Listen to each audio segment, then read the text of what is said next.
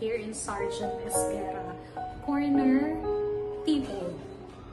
We have here the dress-up unit of 2-bedroom beta, which is roughly around 44 square meter, more or less. This one is the common toilet for the guests, and the bedroom number 1, which is located here,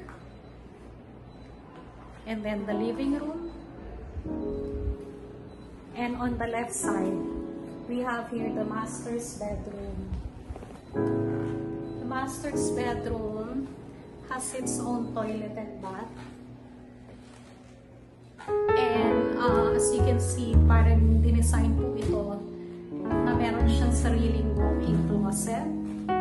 Here, sa side ng stairs, going to the loft, up, may maliit po na room sa taas na later I will show you. Ito po yung toilet and bath ng master's bedroom. Okay, as you can see, may sarili po siyang shower and toilet and bath.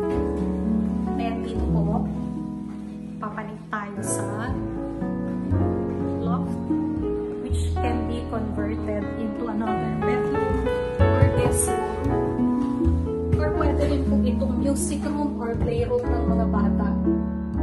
So big enough, livable space, prime location, affordable, and strategic po ang location.